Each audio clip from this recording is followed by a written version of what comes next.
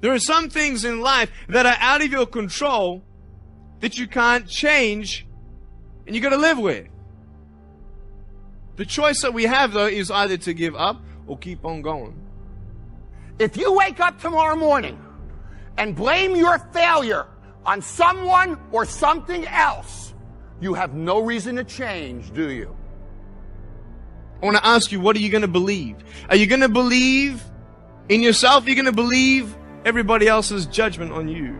Are you going to believe people when they say that you're a failure? No one really likes you. No one really cares about you. It's that son of a bitch's fault. Son of a gun! I did everything I could. But if you woke up in the morning and looked in the mirror and said, I am failing because of me, the decisions that I make, the energy I put in, I'm not passing the blame. If you look in the mirror tomorrow and say that, you will change. So sure enough, from poor to rich and from rich back to poor, what do you do now?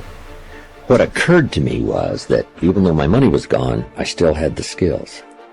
And the skills proved to be more valuable than the money. So I just simply went back to work, went back to the street, went back using the formula I had used in the first place to do well and made many times more what I did the first time. But I think that's the key. You just have to go back to work. You could be rich, man, but you cannot erase the work ethic part. There is no getting around. Ain't no elevator to the top. You got to take the stairs. The elevator don't go to the top, man. Not in the world of success. You got to take the stairs. Y'all got to start getting gritty, man.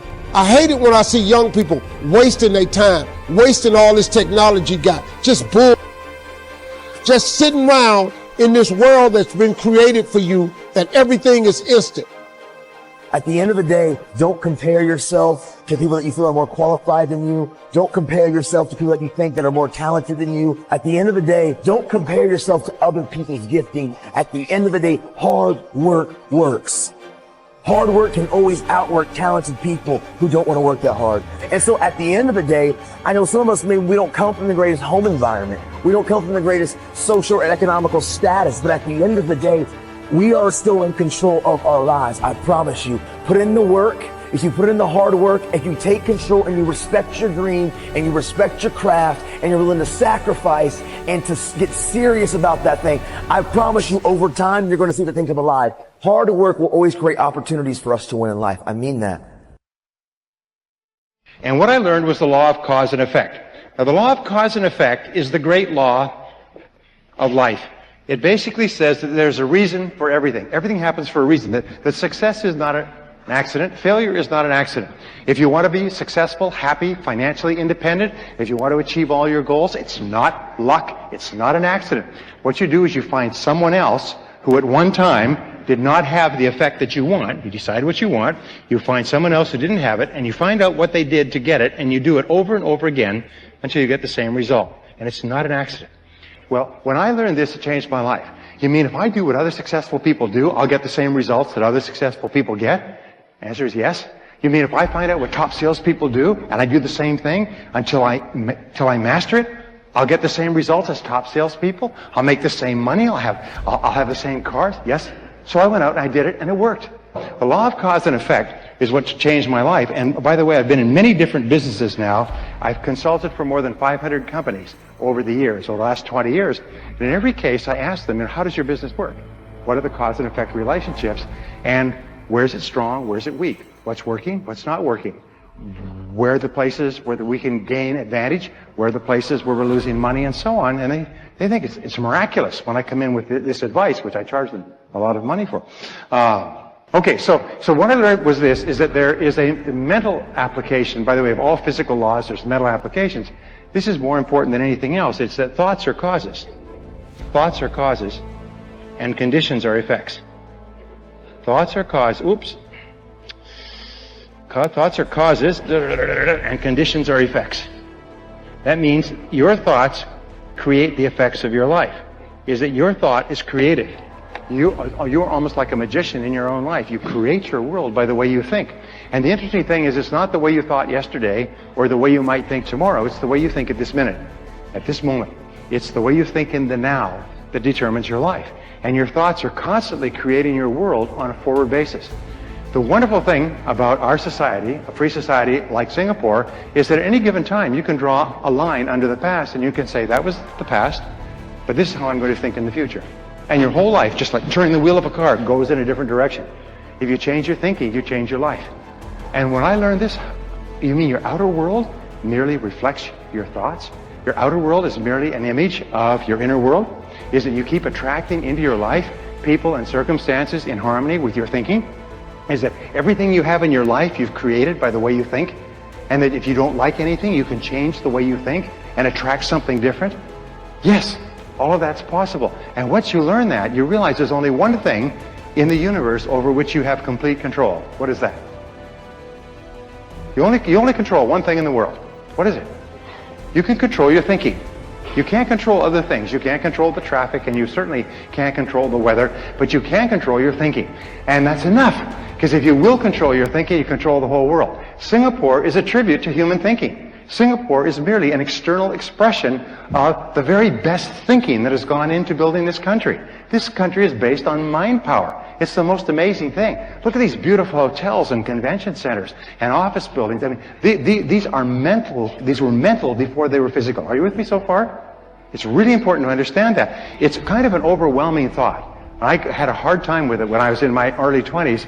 You mean my life, which was not that great, has been created by myself? Yes, it's been created by myself. So I said, well, then I'm going to start to get my thinking in harmony with what I want, rather than keep thinking the old crummy thoughts. Right, so, thoughts are causes, conditions are effects.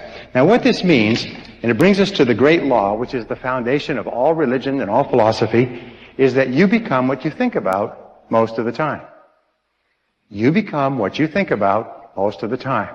This is the underlying principle of all religions, all philosophy, all psychology, all success, all metaphysics. Everything is you become what you think about most of the time. So the question is, what do you think about most of the time? By the way, this law is always true, except there are a couple of exceptions. If there weren't exceptions, then every young man would turn into a young woman by the age of 20. But nonetheless, you do become what you think about most of the time. Now, one of my subjects when I was poor is I began to study self-made millionaires. Self-made millionaires are people who start with zero and within one working lifetime pass the $1 million mark. But here's the point, is I studied self-made millionaires. These are people who started with nothing. They started with no money and maybe limited education. Sometimes they were brand new immigrants. Sometimes they couldn't speak the language, and they made more than $1 million. So tens of thousands of them have been studied over the years to find out what they do differently. And wouldn't that be a good thing to know, by the way? Say yes.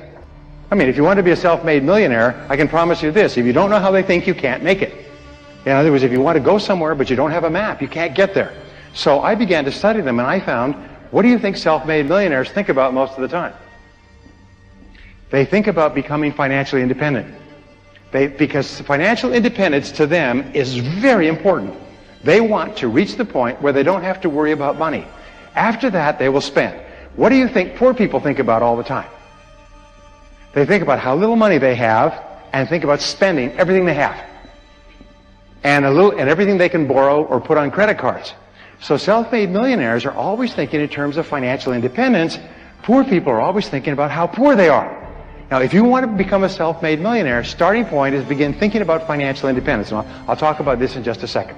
So, go back to my question. What is it that successful people think about most of the time? Come on, this is real simple, but it's really important. What is it they think about most of the time? Success? You're right. They think about what they want most of the time and how to get it. Now, these are the two turning points in your life. Think about what you want and how to get it. What is it that you really, really want, and how do you get it? And that's what they think about most of the time. And if you think about what you want most of the time, you start to move toward it, and it starts to move toward you. If you think about how you can get it and what you can do to move faster toward it, you begin to see all kinds of ideas. You all know these things about the brain, but the fact is, if you plant an idea in your brain, you suddenly start to see all kinds of possibilities to achieve the idea. Successful people are successful because they think and talk about what they want Unsuccessful people are unhappy because they think and talk about what they don't want. They think and talk about the people they're mad at and their bad experiences and their bad luck and their bad job and just shut up. They whine and cry about their situation, but successful people are thinking about what they want and how to get it most of the time. Before you go, remember, success isn't just about watching, it's about doing. If today's message sparked something in you, hit that subscribe button and join us at Action Alchemy on this journey. Every like, every share helps us bring more tools for your growth and transformation. So, if you're ready to keep pushing forward, tap that like button and let's continue igniting action together. Your future starts with what you do right now.